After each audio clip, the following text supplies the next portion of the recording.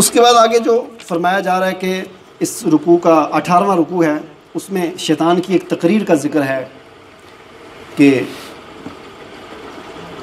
اللہ تعالیٰ فرماتے ہیں کہ ان اللہ لا یغفر ان یشرک بہ ویغفر ما دون ذلک لمن یشاء، اللہ تعالیٰ شرک کو نہیں معاف کرے گا، شرک کے علاوہ باقی گناہ معاف ہو سکتے ہیں۔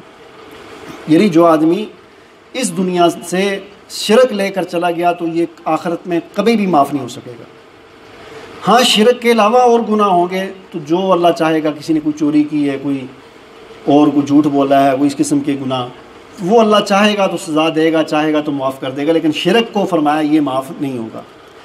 ان یدعون من دونہ الا اناسا، اللہ تعالیٰ فرماتے ہیں کہ یہ جو مشرک ہیں یہ دیویوں کو پکارتے ہیں، الا اناسا، دیویوں کو پکارتے ہیں، انہوں نے دیویاں بنائی ہوئی تھیں۔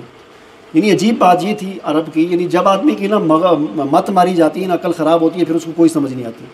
عرب کے اندر یہ دستور تھا، عورتوں کو یہ گھٹیا سمجھتے تھے، عورتوں کی کوئی عزت نہیں کرتے تھے عرب لوگ، یعنی ان کے اندر یہ ایک چیز ہوتی تھی، عورت کی کوئی حیثیت ہی نہیں ہوتی تھی۔ بعض قبیلے بچی پیدا ہوتی تھی تو زندہ درگور کر دیتے تھے، بعض چھوڑتے تھے لیکن کوئی اس کو اہمیت نہیں دیتے، مال سمجھتے تھے، بیچنے کی چیز لوگ، یعنی کوئی ویلیو نہیں ہوتی تھی عرب کے اندر عورتوں کی۔ لیکن جو انہوں نے بت بنائے ہوئے تھے، جن کے آگے جھکتے تھے، سجدے کرتے تھے، وہ مونس بت بنائے ہوئے تھے، دیویاں تھیں، لات، منات، عزا، یہ ساری مونس نام ہے۔ تو مونس دیویاں، یعنی ایک طرف عورت کو کوئی ویلیو نہیں دے رہے اور دوسری طرف جن کے آگے جھک رہے ہیں مونس دیویاں بنائی ہوئی۔ اللہ تعالیٰ فرماتے ہیں کہ یہ پکارتے ہیں دیویوں کو، وَإِن يَدْعُونَ إِلَّا شَيْطَانًا مَرِيدًا، اور یہ پکارتے ہیں شیطان سرکش کو، لعنہ اللہ، شیطان پر تو اللہ نے لعنت کی ہے۔ کیوں؟ اس لیے کہ شیطان نے کہا تھا، آگے شیطان کی ایک تقریر ہے، شیطان نے کیا کہا تھا؟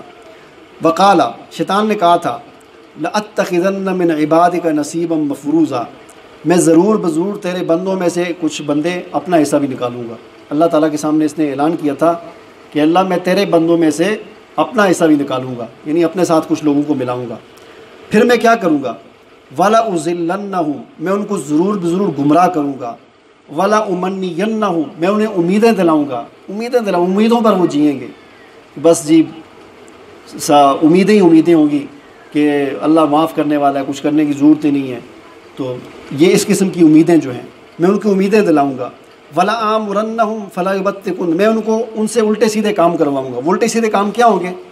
فَلَا يُبَتِّكُنَّ آذَانَ الْأَنْعَامِ، وہ جانوروں کے کانوں کو چیریں گے۔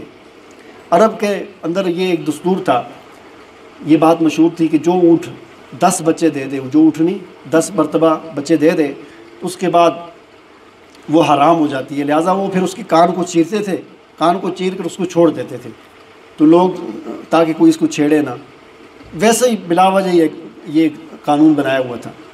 اور اسی طرح اونٹ کے بارے میں، اونٹنیوں کے بارے میں اور مختلف جانوروں کے بارے میں، جو اتنے بچے دے دے، جو اس طرح ہو جائے اس کے ساتھ یہ کر لو۔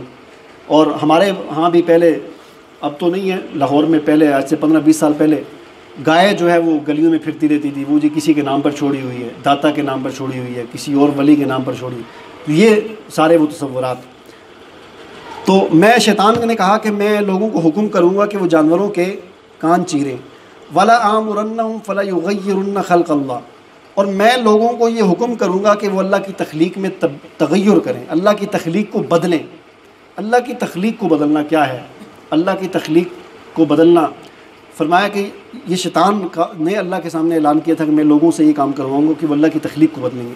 اللہ کی تخلیق کو بدلنے کے حوالے سے علماء نے بہت ساری چیزیں لکھی ہیں۔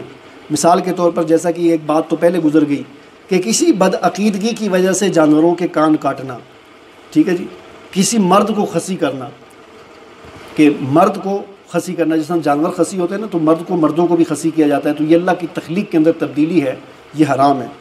اسی طرح عورت کا بال، اپنے بال وغیرہ کاٹ کر چھوٹے چھوٹے مردوں کی طرح بال کاٹ کر بنانا، یہ اللہ کی تخلیق میں جو ہے وہ تبدیلی ہے۔ اور اسی طرح مردوں کا داڑھی منڈانا وغیرہ، عورتوں کی مشابہت اختیار کرنا وغیرہ، یا کسی بھی چیز سے وہ کام لینا کہ جس کے لیے وہ پیدا نہیں کی گئی، مثلاً قوم لوط والا عمل کرنا، ضبط ولادت اور رہبانیت، اور اسی طرح بانچ بنا دینا کسی کو، کسی مرد کو خصی کرنا یا عورت کو بانچ بنا دینا، جس طرح آج کل وہ کرتے ہیں نا کہ فیملی پلاننگ والے کی ایسی دوائی دے دیتے ہیں یا کوئی ایسا کہ ساری ہمیشہ کے لیے عورت بانچ ہو جائے، تو یہ بھی حرام ہے، یہ اللہ کی تخلیق میں تبدیلی ہے۔ مردوں کو خواجہ سرا بنا دینا، عورتوں کو ان کاموں سے ہٹانا جس کے لیے ان کی تخلیق ہوئی ہے، اور کاروبار دنیا میں ان کو گھسیٹنا وغیرہ، اور بہت ساری چیزیں ہیں۔ تو یہ شیطان نے اللہ کے سامنے کہا کہ میں لوگوں سے یہ کام کرواؤں گا۔ آگے فرمایا، اللہ تعالیٰ فرماتے ہیں وَمَن يَتَّخِذِ الشَّيْطَانَ وَلِيًّا مِّن دُونِ اللَّهِ فَقَدْ خَسِرَ خُسْرَانًا مُبِينًا، جو بھی شیطان کو اپنا دوست بنائے گا تو وہ بڑے خسارے میں چلا جائے گا۔